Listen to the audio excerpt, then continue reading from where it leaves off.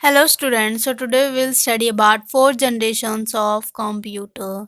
So in this last video we will study about third generation and this video we will study about fourth generations of computer. So fourth generation of computer की duration जो थी हमारी वो 1970 to till date मतलब कि 1970 से लेके अभी तक जो है फोर्थ जनरेशन के कंप्यूटर यूज़ किए जाते हैं। सो इनकी ड्यूरेशन अभी भी चल रही है। सो देखते हैं कि फोर्थ जनरेशन कंप्यूटर में क्या क्या यूज़ होता था। तो firstly the use of very large scale integrated circuits marked the advent of the fourth generation computer. So जो हमारे फोर्थ जनरेशन के कंप्यूटर थे उसमें VLSI यूज़ होते थे, VLSI सॉकेट्स यूज़ होते थे, very large scale integrated sockets use किए जाते थे। ये जो है हमारी फोर्थ जनरेशन की को मतलब कि फोर्थ जनरेशन में यूज़ होने लगे। तो ये एक तरीके से हमारा जो है फोर्थ जनरेशन कंप्यूटर का साइन है कि उसमें हमारा क्या यूज़ होता था, VLSI very large scale integrated circuits जो है यूज़ होते थे। In the beginning a single chip contained only about 10 to 100 components in the integrated circuits। जो फर्स्टली बिगनिंग मतलब कि स्टार्टिंग में क्या होता था, जो सिंगल चिप थी वो सिर्फ 10 to 100 कंपोनेंट जो है कंटेन करती थी इंटीग्रेटेड सर्किट्स में। इंटीग्रेटेड सर्किट जो होते थे उसमें सिर्फ 10 to 100 कंपोनेंट्स ही इंटीग्रेट हो पाते थे। Then come the time of large scale integration. उसके बाद क्या हुआ, जब ये लार्ज स्केल इंटीग्रेशन आया जहाँ पे जो है कितने 30,000 कंपोनेंट जो है इंटीग्रेट होने लग गए सिंगल चिप पे, और ये भी पॉसिबल हो पाया because of large scale integration. जो है हमारा चिप पे लार्ज स्केल पे इंटीग्रेशन होने लगी, मतलब कि वहाँ पे कंपोनेंट्स इंटीग्रेट किए गए और क्या देखा गया कि 30,000 कंपोनेंट जो है एक सिंगल चिप पे इंटीग्रेट होने लग गए। Now a chip can hold more than 1 million components and these chips are termed as very large scale integration chip.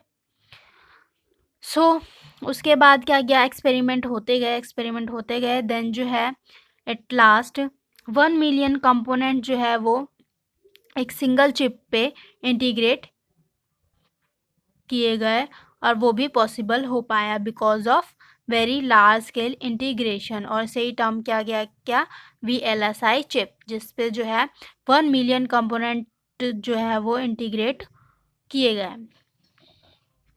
So a major impact of VLSI was that it became possible to produce a complete central processing unit or CPU or main memory or other similar devices on a single IC chip.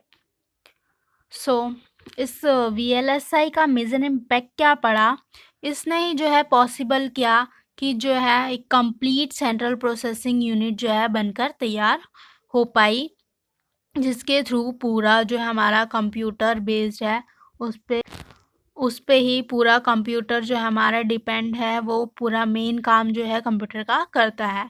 कौन करता है, CPU करता है। उसे computer का brain of the computer भी बोला जाता है। सो हमारा CPU क्या है, मेन मेमोरी भी कहलाता है। और जितने भी डिवाइसेस सिंगल IC चिप पे वर्क करते हैं वो सारे हमारे CPU जैसे ही वर्क करते हैं, main work.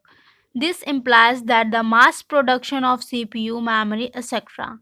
could be done at very low cost and in a very small space. This resulted in a huge reduction in the size and the cost of the computers. So जब इसका invention हो गया, CPU का invention हो गया कि इतनी सारे चिप्स, इतने सारे कंपोनेंट जो है एक सिंगल चिप पे इंटीग्रेट किए गए, तो जो है उसके थ्रू क्या हुआ, हमारा जो CPU बहुत ही ज़्यादा मात्रा में जो है क्रिएट किए गए, बनाए गए, डेवलप किए गए। और जो है इसके थ्रू हमारा जो कंप्यूटर का कॉस्ट है वो भी लो हो गया। उसका साइज़ जो है बहुत ही ज़्यादा रिड्यूस हो गया, साइज़ में बहुत ज़्यादा रिडक्शन आ गई, और कंप्यूटर के कॉस्ट भी जो है वो कम हो गए इसके इंटीग्रेटेड सर्किट्स के यूज़ होने से, VLSI के यूज़ होने से। So as compared to the first three generations of computer, the fourth generation of computer had the following advantage.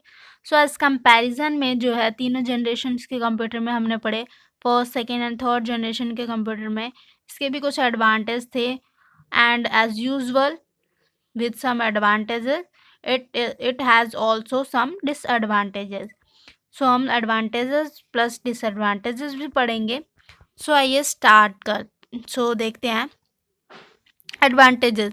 First advantage it is very reliable because इसका वो काफ़ी size छोटा हो गया, यूज़ करने में इजी हो गया. हीट जनरेशन नेग्लिजिबल थी, हीट जनरेशन जो है बहुत कम हो गई because of use of VLSI. much faster in computation than previous generations of computer. previous generations के कंप्यूटर से जिसकी कंप्यूटेशन थी, कैलकुलेशन थी, वर्किंग थी, वो बहुत ज़्यादा फास्टर हो गई.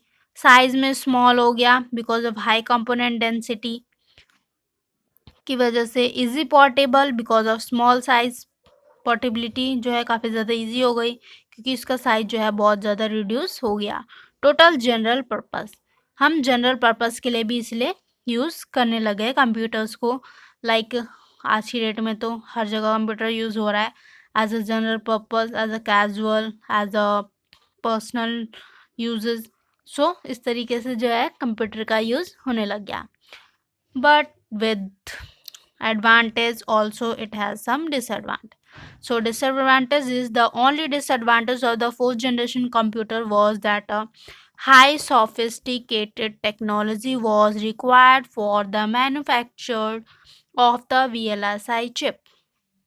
अब VLSI चिप्स को मैन्युफैक्चर करने के लिए बहुत ही ज़्यादा हाई सोफिस्टिकेटेड टेक्नोलॉजीज़ का मतलब नीड पड़ गई, रिक्वायरमेंट हो गई, क्योंकि इसके थ्रू ही जो है VLSI चिप्स की मैन्युफैक्चरिंग जो है पॉसिबल थी और उसको मैन्युफैक्चर भी किया जाता है आज की डेट में ही.